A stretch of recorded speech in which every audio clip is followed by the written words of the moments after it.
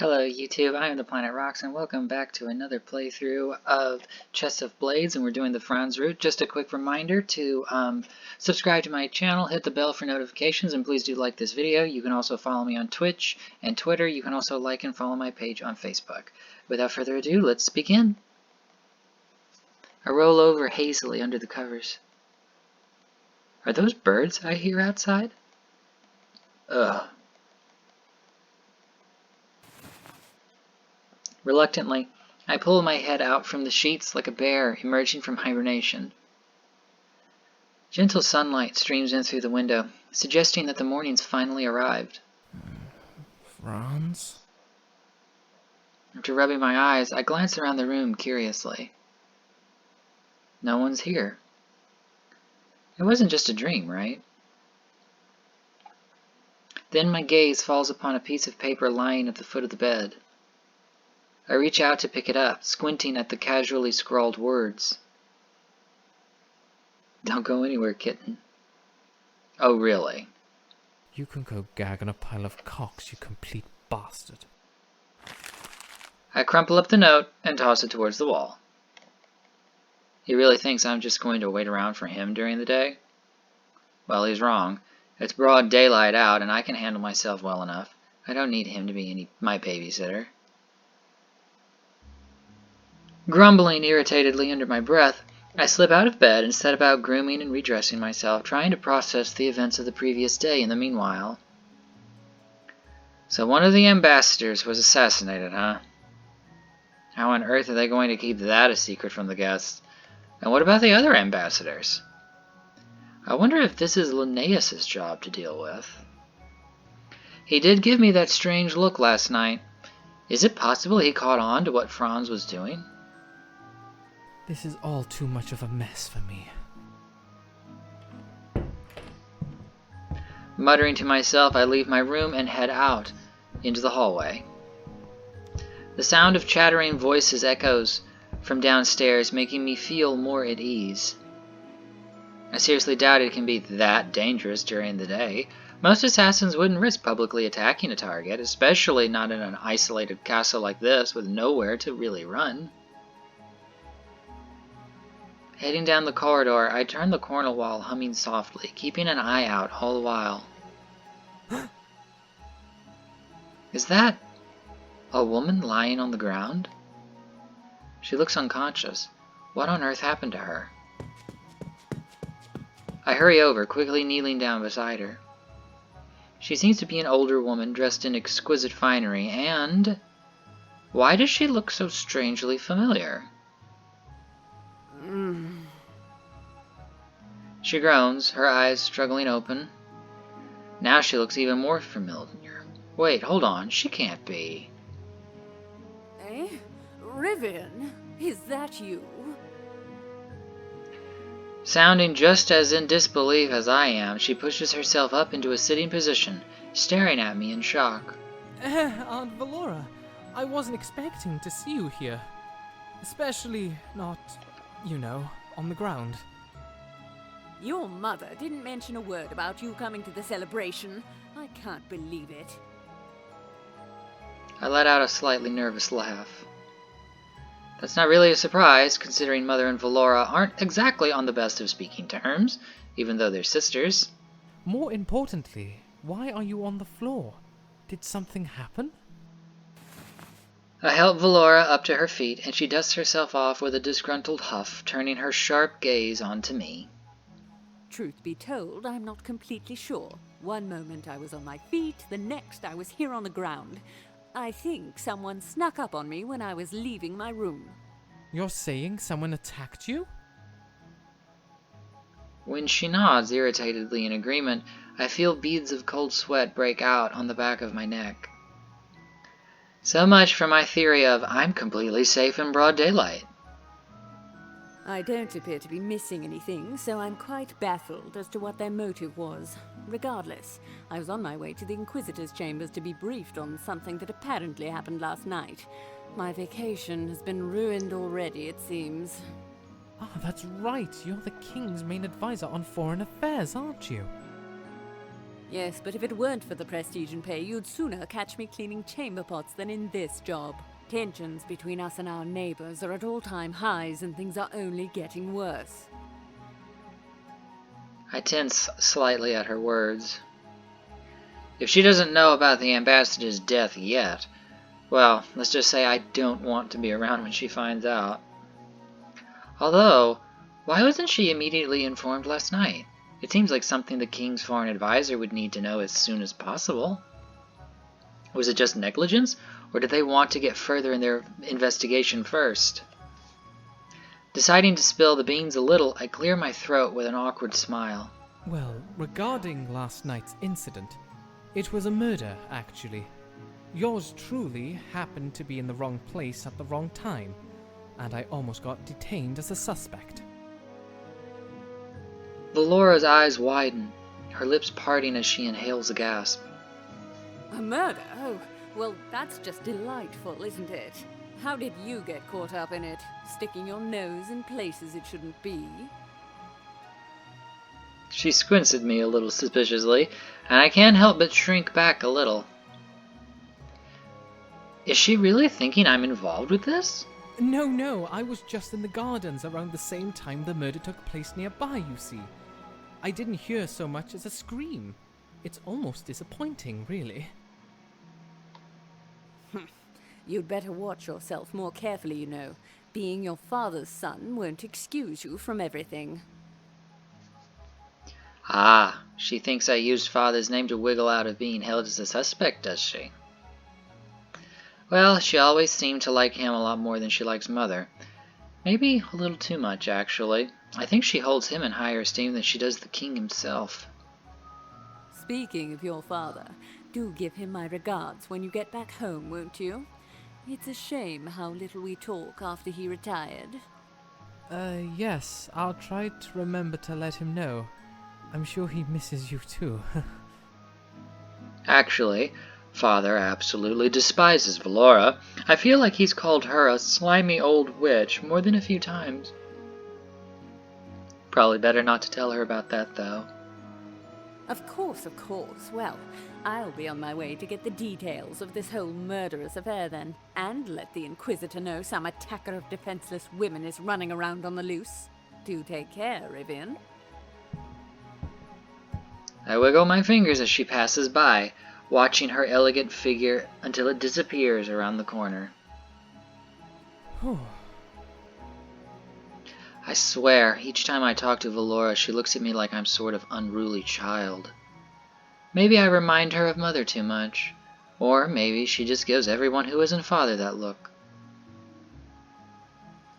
Deciding it's in my best interest to not dilly-dally in the same spot Valora was knocked out, I quickly head to the main hall. I make it to the stairs without any further incident, which is far more of a relief than it really ought to be. On the balcony, a few servants are drifting around with trays of light delicacies and pastries, and I take a few here and there to cobble together a casual breakfast. While I eat, my thoughts drift idly back to Franz. I wonder what he'd left my room to go do. Find clues, maybe? Or perhaps he's got another lord or lady he's trying to woo. Surely I can't be the only person he treats like that. I bet he plays around all the time and just drops the object of his affections as soon as he gets bored. I shake my head moodily as I lean against the balcony. Well, it's not any of my business what he does. I just wish he'd stop pretending like I'm special or like he knows me. It's damn distracting. As I silently gripe to myself while observing the well-dressed ladies and gentlemen stroll around below, a small tug comes at my sleeve. A little startled, I quickly glance over to my left. To my surprise, there stands Hazel, beaming up brightly at me. Oh, hello, Hazel. What mischief are you trying to get yourself into today? That's not very nice. I just saw you come over here and wanted to give you back something you dropped. Her lips curl in a hurt pout, shoulders drooping slightly. Ah, that was rather unnecessary of me, then. Sorry about that. Here, how about you take my pastry? As if I had flipped some magical switch, Hazel immediately brightens up, all but bouncing on her toes while giving me an eager nod. I hand her over the fluffy iced strudel I was originally very excited to eat, before that fit of brooding ruined my appetite. Hazel at least looks like she'll enjoy it much more than I will. She starts happily munching away, a bit of icing getting on her cheeks. What about this thing I dropped, though? I don't remember having anything in my pockets. Oh, right. Here you go, sir. I saw someone put it in your pocket while you were walking around, but it fell out. Blinking in surprise, I take the small folded piece of paper Hazel hands over to me, wiping off the crumbs that fell onto it. Someone put a piece of paper into my pocket? Well, it was a little crowded back by the stairs. Maybe I just thought someone bumped into me. I unfold it curiously, scanning over the contents. Meet me tonight, alone, the storage room with the king's portrait. I have a warning for you. My heart skips a beat. There's no way. Was that the murderer? Is something wrong, sir? You look a little funny. Watching me with a concerned expression while chewing on the rest of the pastry, Hazel tilts her head curiously. Ah, no, it's nothing. Just a bit of a strange message, that's all. You didn't happen to see the person who put this in my pocket, did you? Hazel! Before Hazel can respond to my nervous question, a woman suddenly comes hurrying up to the girl's side, bending down next to her with a slight gasp. She looks older than me, but not quite Silas's age. The lines on her forehead, however, imply a sort of stress, a maturity beyond her years. I told you not to eat sweets after breakfast. And what are you doing out here in the hall? The woman, whose outfit suggests she's a maid, chides Hazel softly while brushing off the icing on her cheek with one thumb. But, Mom... Quickly crumpling the paper in my hand and stuffing it in my pocket, I clear my throat and bow slightly to the maid. That would be my responsibility, miss. She helped me out a great deal by returning something to me, so I gave her a little treat as a reward. I hope it's not too troubling for you. The maid, Hazel's mother by the sound of it, looks up to me with widening eyes, then glances back to Hazel, who nods happily. Oh, I see. That's very kind of you, sir. Little Hazel gets into trouble more often than not, but I'm glad that she's doing something helpful now and then, too. She offers me a relieved smile, although her eyes study my face with another slightly sharper look. Calm down, lady. It's not my fault your little girl thinks I'm her older brother. I'm Emily, and Hazel here is my daughter. I'm very sorry if she's been bothering you at all. It's just exciting for her to be around so many people at once. I must say, it's a little overwhelming for me too. I nod grimly, very much able to sympathize. Yes, there's quite a great deal going on here, in more ways than one. I'm glad Hazel's enjoying things here, at least. Don't you like parties, sir? There's so many pretty outfits and tasty food and lovely music, and the festival too. And murder, I added dryly in my head. Although even without the murder, I feel like I'd still be more than ready to go home at this point. You're quite right. Speaking of the festival, I think I'll go out and catch some fresh air. Thanks again for your help, Hazel. You're welcome, sir. Make sure it doesn't fall out of your pockets again. Hazel giggles mischievously, entirely unaware of how ominous a message she brought to me. Oh, by the way, do you know where I might find the storage rooms? I, just thought I'd pass by them on my tour of the castle, you know. My clumsy reasoning causes Emily to tilt her head curiously at me, her eyebrows knitting a little. A moment later, though, she offers me a slightly puzzled smile, nodding her head. Yes, sir. They're on the main floor, down the east corridor. You'll find them if you head down the hall a little bit, I'm sure. I inwardly breathe a sigh of relief, giving the maid a grateful look. One day I'll figure my way around these social blunderings, although it may not be this day. Enjoy the rest of your morning then, sir. Come, Hazel. Let's go tidy the rooms upstairs. Yes, Mum.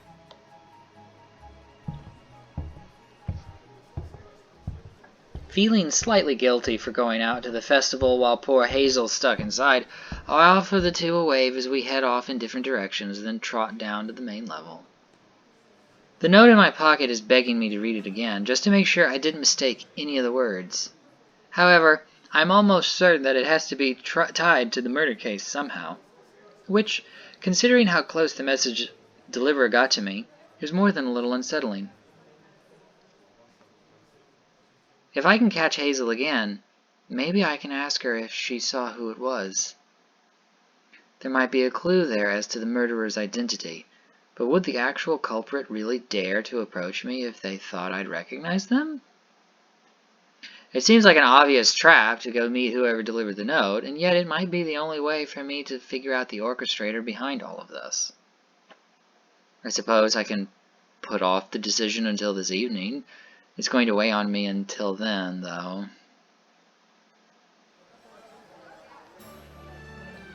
Sighing to myself, I step through the castle doors into the outside, heading towards the chattering and energetic crowd surrounding the festival stalls. The weather is undeniably beautiful, and the cheerful atmosphere is enough to brighten even my sour mood. Still, to think that among this crowd there could be a murderer. That's enough to ruin just about anyone's enjoyment, I think. Ah, how ignorance is bliss. Stopping at a crowded stall, I peer over the customers' heads to glimpse the vendors' wares. Ah, they're masks. That's right. I was going to get one for the masquerade ball. He's got quite the selection. Might as well treat myself while I'm here. I wind up buying a rather overpriced but nonetheless magnificent mask. I doubt I'll be going to another masquerade anytime soon, so I might as well make this one count. Tucking the mask into my coat, I turn around and start wandering towards another stall. Suddenly, I see a familiar figure approaching me quickly through the crowd. Roguish features, dark hair, a muscular build. There's no mistaking it. I instantly turn around and try to push my way through the throng of people to escape, gritting my teeth together. Damn it, he's not the person I want to see right now. I thought I said not to start running around, kitten. What am I going to do with you? A hand swiftly catches my wrist, and before I can pull away, Franz tugs me back towards him. You'll kindly remember I'm not under some kind of house arrest. Besides, what are you out here for? So much for trying to figure out who the assassin was? I mutter irritatedly at Franz as he lets out a chuckle, rubbing his free hand along one side of his stubbled face while shaking his head. Calm down, calm down. Let's not go saying words like assassin in crowds. But before you start giving me that hurtful stare, you should know I've been looking around for information, not having a fun day playing at the festival. But now that you're here, and I figured you'd wander up eventually, we can do some exploration together. Ah, our first couple's outing. With a dreamy sigh, Franz starts to lead me through the crowd, his hands slipping down from my arm to thread his long fingers between my own. A sense of defeat sweeps over me, and I follow him along somewhat reluctantly. What annoys me most, though, is how at ease I feel now that he's back at my side. It's not like you can really blame me. He's so tall, and he has the build of someone who can easily wield a blade or win in hand-to-hand combat. Well, Franz's physique isn't any of my business, but if he's so insistent on being my de facto bodyguard, it's important that he's not flimsy. Where are we going? Are you going to win me a prize at one of the booths? I glance up at him as we stroll along, feeling slightly self-conscious about our conspicuous hand-holding. Even if I protest, he'll probably come up with some ridiculous excuse like, I don't want you running off again. Well, there are worse things to deal with, I suppose. I thought we'd go see the fights. What if our culprit is actually hiding in plain sight and is blending in as one of the jousters or brawlers? Assassins have to be good fighters, you know. Don't be ridiculous. He'd have to be a madman to try something like that. Now, some of these vendors, they're rather shady. Is your head screwed on properly, kitten? What kind of vegetable peddler moonlights as an assassin? Death by rotten produce? We continue bickering about the murderer's hidden identity as we walk along, our conversation turning into a contest of who can come up with the most ridiculous theory. The atmosphere is probably far too light for the gravity of the situation, especially considering how grave a danger Franz led me into thinking I was in yesterday. But it's difficult to stay on edge while we stroll among the lively festival grounds, trading quips, and for the first time since I arrived in this place, I find myself, surprisingly, at ease. Franz, too, seems more relaxed than his usual aggressively lewd self, and he almost looks rather innocent as he admires the wealth of exotic goods and fanciful wares on display around us. I notice, however, that his gaze frequently flicks about, keeping a watchful eye on our surroundings. Oi, Franz, I was wondering, have you... Hold on a moment, is that the boy from yesterday? Just as I interrupt our banter to Franz a question, my eyes are suddenly drawn to a familiar face in the crowd. Alistair. Wasn't that his name? Oh, that one. I'm surprised old Glasses still doesn't have him trapped in his room. Who knows what ungodly things he's probably doing to the poor boy. I shoot Franz a flat look as his mockingly sympathetic words before glancing back over to the young man, who's slouching by one of the vendors selling savory foods. He meets my gaze a moment later and abruptly bolts upright to stare at me like a startled deer. Oh, he probably thinks I have it out for him because he tangled me up in the whole mess with Linnaeus. Well, I'm not happy about it, but it really wasn't his fault. Let's go talk to him. He might have some important clues, don't you think? It's possible, if you can keep him from scampering away first. Give him a friendly smile and wave, why don't you?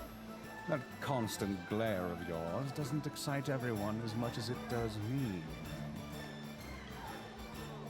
Attempting to follow Franz's advice while ignoring his comment, I awkwardly waggle my fingers at Alistair. He freezes for a moment, gaping at us with a petrified expression before finally raising a trembling hand to return the gesture. I decided to seize the opportunity and tug Franz over in Alistair's direction, approaching him a little cautiously so that he doesn't decide to bolt. It's like dealing with a feral cat or something, I swear. When we get closer, I see that he's holding some half-eaten delicacy on a stick, nervously chewing what's probably some of the other half. Franz and I come to a halt a little distance away from him, and a few moments of awkward silence stretch between us. Then, clearing my throat, I attempt to fill the uncomfortable pause with the most cheerful voice I can muster. Which is to say, not very. Well, enjoying the festival, Good thing you aren't still caught up in all that awful business from last night, eh?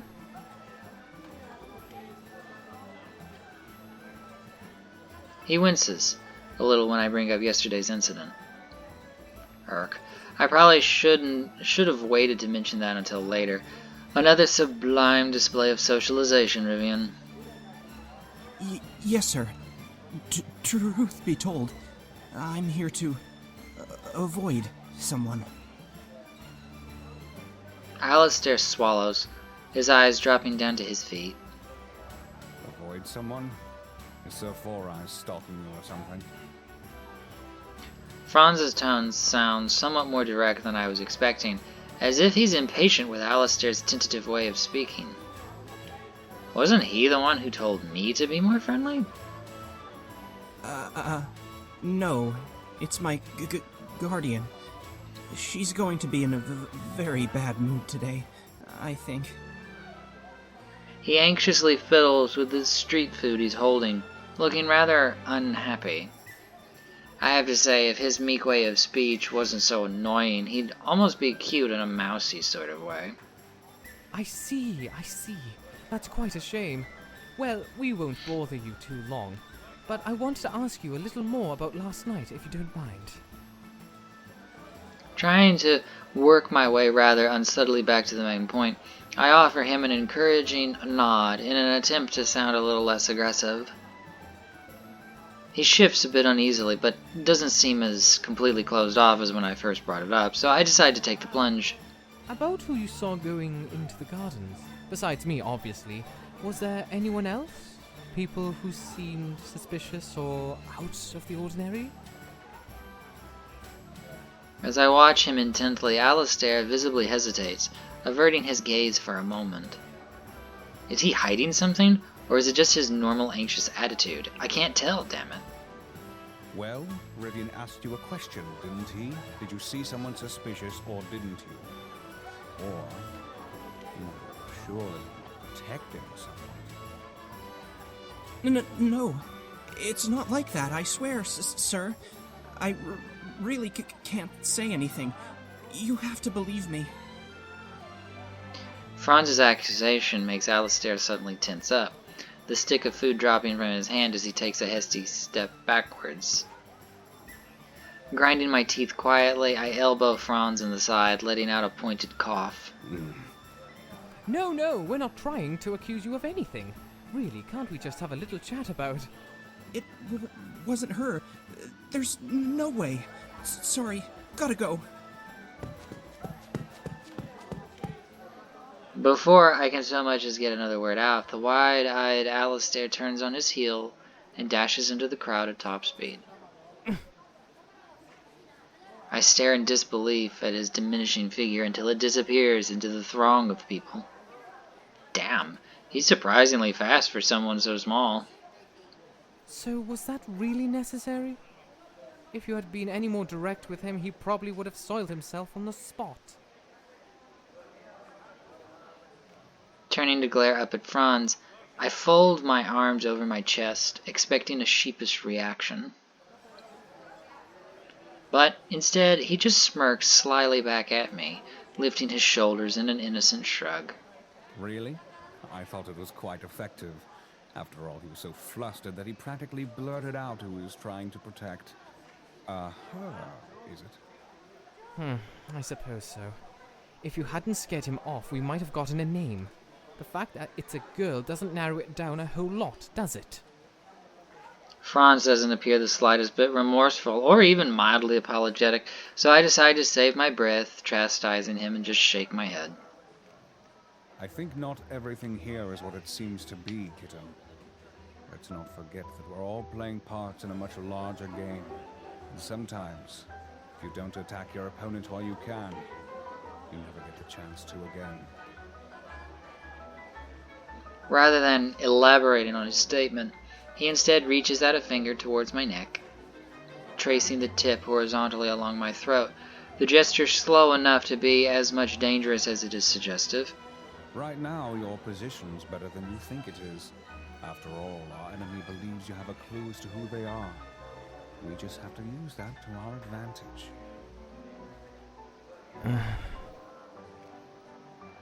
The fact that Franz refers to all of this so casually as a game is more unsettling than it is reassuring. Sure, I love a good one-on-one every now and then, but not when the stakes are my life. Is this truly what being in court is like? He acts as if it's a normal occurrence. Well, I sure dampened the mood, didn't I? Don't look so pale. I like you better when you're blushing. Come on, let's continue over to the games. Fine.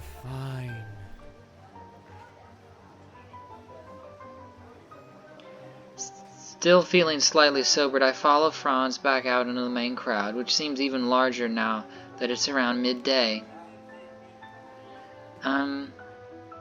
Yeah guys, I think I'm actually going to call it a day for now. Be sure to subscribe to my channel, hit the bell for notifications, and do like this video. Also, please do follow me on Twitter. You can follow me on Twitch, and do like and follow my page on Facebook. I am the Planet Rocks, and I will see you next week.